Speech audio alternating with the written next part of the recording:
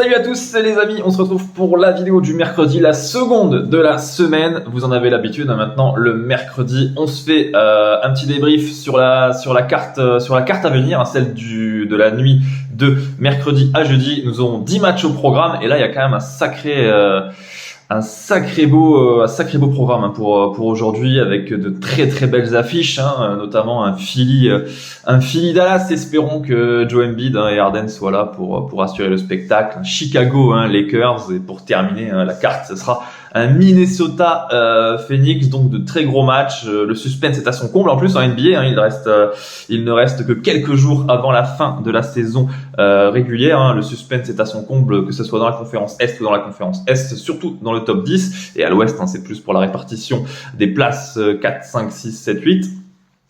On va commencer avec le bookmaker sur lequel je suis parti aujourd'hui. Ça va être Unibet. La raison est assez simple, parce que je suis parti sur certaines perfs joueurs, notamment les under en fonction des adversaires. Vous allez rapidement le comprendre avec ce Pacers Bucks, qui honnêtement pas grand chose à prendre là-dessus. On peut pas partir sur Milwaukee, comme je vous l'ai dit. En plus, les écarts maintenant ils sont vraiment très faibles. C'est compliqué de vous dire partir sur l'écart Milwaukee, partir sur l'écart qui va être à quoi? Milwaukee gagne de 8 ou plus, il va être à 1,40. Honnêtement, est-ce que ça vaut le coup? Je pense pas. Indiana perd absolument tous ses matchs, c'est complètement détaché dans la course au top 10. C'est plus ou moins terminé pour les Pacers, d'autant plus que le calendrier est pas terrible pour eux.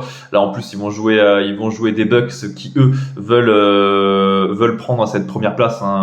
Les Bucks qui vont probablement profiter du faux pas de Boston hier dans la capitale contre Washington. Milwaukee en cas de victoire ferait un grand pas vers le meilleur bilan de la NBA, ce qui est très important, ce qui permet à la franchise de recevoir, que ce soit durant tout son parcours dans la conférence Est jusqu'en finale, mais également en finale NBA. Donc elle garderait l'avantage du terrain, ce qui est non négligeable. Nous allons du coup sur cette rencontre entre Milwaukee et Indiana partir sur un Giannis moins de 50,5 points rebond passe. C'est très simple pour moi dans ce genre de rencontre. Comme je vous l'ai dit, je pense que le scénario va rapidement tourner en faveur d'Indiana. De Milwaukee, pardon. Ça va rapidement.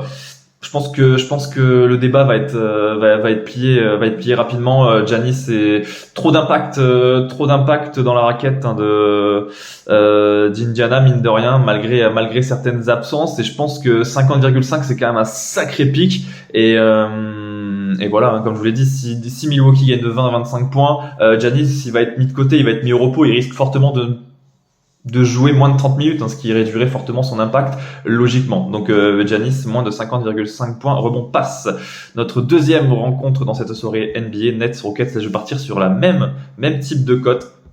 Ça va concerner Mikal Bridges, qui lui est en feu dernièrement, qui retrouve Houston. Bridges moins de 33,5 points rebond passe, c'est à 1,82. Alors oui, c'est pareil, le mec performe, le mec est chaud, mais contre les Rockets, je pense que ça peut rapidement tourner en faveur de Brooklyn, cette histoire, et forcément dans ce genre de match, déjà les mecs sont plus collectifs, les mecs jouent moins, et généralement l'under a tendance à passer. La troisième affiche de notre soirée, ce Sixers Dallas. Là, pour ma part, en état, je vous dis, je préfère partir sur Dallas plutôt que sur les Sixers. Je m'explique.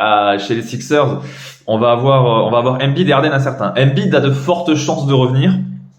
Pour Harden, c'est un peu moins le cas. Pour Harden, les Sixers vont cibler un retour soit pour cette rencontre, soit pour la prochaine. Donc on a une chance sur deux de voir Harden. Et honnêtement, Philly joue super mal. Philly sans Harden et Embiid, l'équilibre a été modifié. 3 défaites de rang pour les Sixers, qui eux doivent verrouiller cette troisième place impérativement. Et les Sixers vont avoir du mal, je pense, contre une formation de Dallas qui, elle, revient. Elle a juste gagné contre Indiana, mais je pense que voilà, Dallas 11e de conférence Ouest, c'est tout sauf normal, et ça devrait rapidement bouger. Notre prochaine affiche dans cette carte NBA, New York Miami. Là, c'est compliqué parce que les deux équipes ont besoin de cette victoire, autant Miami que New York. Miami a réalisé une très mauvaise opération en s'inclinant hier soir. Miami se retrouve 7e de conférence Est. Elle a perdu ses 2 derniers matchs. New York est 5e, mais c'est 6 défaites lors des 10 derniers matchs. Des bilans plus ou moins rapprochés, même si problème, ce match est quand même très compliqué à analyser parce que New York, mine de rien, si vous jetez un œil au classement, honnêtement, ils ont peu de chances de bouger. Ils devraient rester à cette 5e place. L'écart avec le 4e et le 6e est trop important. Et au contraire, Miami doit tout faire pour prendre cette 6e place qualificative pour les playoffs. Je pense qu'ils ont le roster pour le faire, et d'autant plus que Jalen Brunson est incertain. New York ne va pas très bien. Moi, je tenterai quand même la victoire du Heat de Miami ce soir. Grizzlies Clippers est notre prochain match, direction la conférence Ouest. Les Grizzlies, ils sont un peu trop chauds là. Là, ils sont un peu trop chauds, mais pareil, c'est un match hyper dangereux parce que si on regarde en termes de motivation, Memphis est 2e de conférence Ouest, est en back-to-back, a remporté certes les 7 derniers matchs, mais Memphis risque de ne plus bouger de cette 2e place. L'écart avec Sacramento est conséquent, celui avec Denver également. Moi, je les vois mal quand même, Memphis bouger de cette 2e place, et au contraire, les Clippers ont besoin de ce succès. Mais bon, les Clippers, pour moi, je les trouve quand même beaucoup trop faibles. Il y a toujours pas de Paul George ce soir, toujours pas Maurice. Powell est incertain. Ja Morant va le rater celui-ci, mais bon, Memphis, voilà, c'est trop chaud collectivement. Ça gagne tous ses matchs. Ils ont encore tapé Orlando 113-108 hier. Petite victoire des Grizzlies à la maison. La 6e rencontre de notre soirée, Spurs Jazz. Moi, pour ce soir, je vois la fin des espoirs de Utah. Même si du côté de San Antonio, on n'a pas Johnson, Vassell et Sochan. Du côté du Jazz, on n'a pas Clarkson, Sexton, et Mark Cannon est incertain. Ça fait quand même beaucoup. Et le Jazz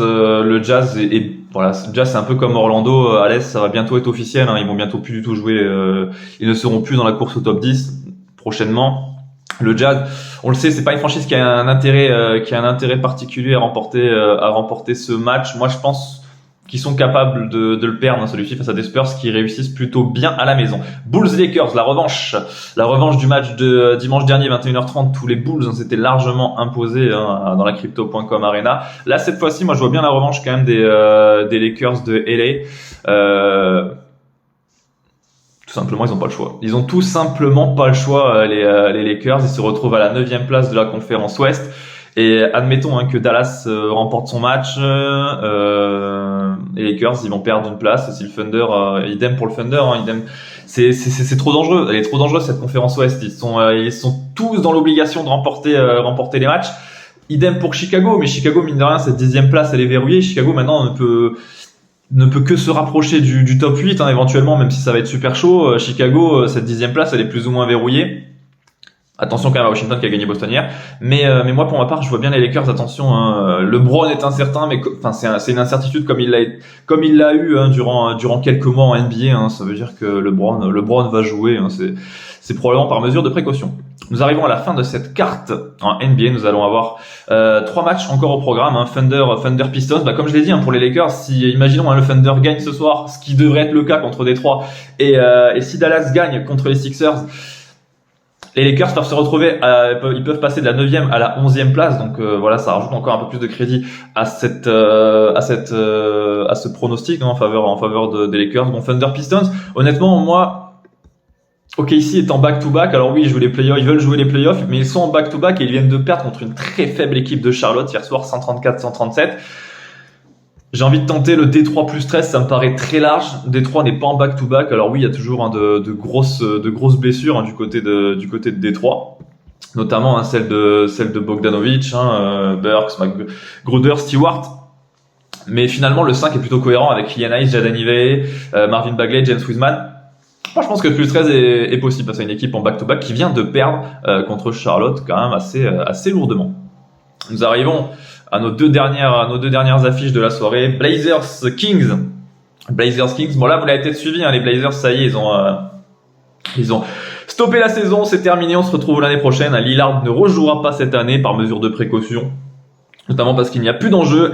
Portland va terminer à cette 13e place de la conférence Ouest, et je pense que tout le monde le souhaite du côté de Portland, parce que mine de rien, cette 13e place, elle pourrait vous avez une grande chance de choper un top 5 futur draft, et c'est non négligeable pour une franchise des Blazers qui a besoin de renforts dans de nombreux secteurs, notamment sur le banc et dans le secteur intérieur. Idem que pour les deux premiers matchs, je vais partir sur Sabonis, moins de 39,5 points rebond passe. Encore une fois, même si le secteur des Blazers intérieur est faible, c'est le genre de rencontre, voilà, portant des côtés à 7, c'est pas pour rien, 1-0-9 pour Sacramento. Les coachs vont commencer à penser playoff et reposer les cadres. Sabonis, c'est l'un des meilleurs joueurs de la conférence Ouest cette année. Il est probablement le meilleur à Sacramento cette saison. Honnêtement, je pense qu'il n'y aura pas de risque à prendre sur lui. Si le match se tourne rapidement en faveur des Kings, ils vont le mettre sur le banc. Et même dans le cas contraire, honnêtement, vous regardez le classement, Sacramento, ils sont assurés plus ou moins de ne plus bouger de cette troisième place à l'Ouest. Je pense que ce bet est plutôt pas mal.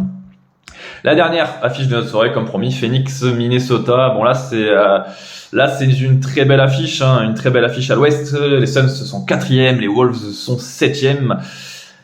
Les Suns qui jouent super bien à la maison, 24-12, ça remporte 2 matchs sur 3. Minnesota qui elle, revient très bien au classement. Elle est 7e, elle a remporté ses 4 derniers matchs et notamment elle a tout remporté depuis le retour de Karl Anthony Towns. Le mec est revenu pour jouer Atlanta et Golden State. Ils ont tapé les Warriors en déplacement, faut le faire. Ils ont tapé les Kings en déplacement dans la foulée. Là, ils vont se frotter à Phoenix. Ils ont tapé les Kings sans Karl Anthony Towns en plus, avec Edwards incertain. Et là, ils se dirigent tout droit chez les Suns. Moi, je pense qu'ils sont encore capables de réaliser un gros match parce que Minnesota, tout simplement, faut jeter un coup d'œil à cette conférence Ouest. Ils jouent bien, ça match. Ils ont remporté les 4 dernières rencontres, mais ils n'ont absolument pas le droit à l'erreur.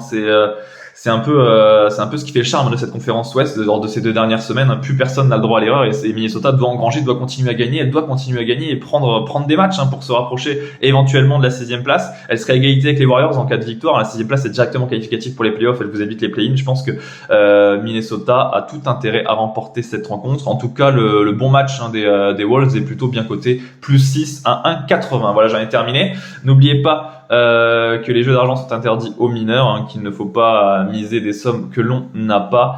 Et je vous souhaite une très très bonne journée. Je vous dis à vendredi. Ciao ciao.